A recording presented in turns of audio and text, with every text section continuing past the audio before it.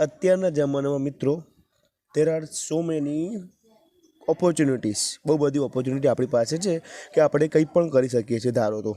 અને એક વસ્તુ ચોખ્ખી છે કે તમે બેરોજગાર તો ના બેસી શકો, કારણ કે અત્યારે મીન્સ તમે સોશિયલ મીડિયાના વર્લ્ડમાં છો.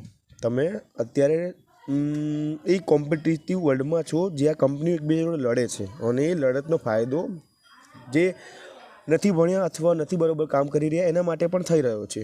જેમ કે હું રેપિડો, ઉબેર, ઓલા, પછી પોર્ટર, ડિલેવરી, એ નાનો મોટો પોતાના રોજબરોજનો ખર્ચો પૂરો પાડવા કરતાં પણ જો તમે એમાં ઓવર ટાઈમ કરો તો મને એટલી ખબર પડે કે તમે આરામથી 20,000 ઉપર કમાઈ શકો છો.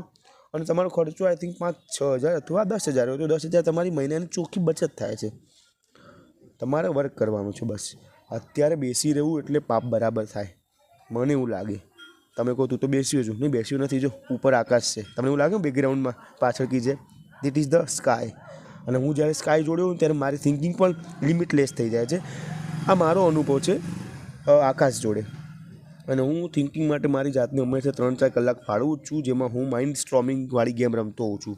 પણ માઇન્ડ સ્ટ્રોમિંગ તમે ત્યારે જ કરી શકો જ્યારે તમે એજ્યુકેટેડ હોય. અનએજ્યુકેટેડ માટે આ માઇન્ડ સ્ટ્રોમિંગ નામની વસ્તુ નથી. એમ આઈ રાઇટ ઓર નોટ? સમજ્યા કે નહીં?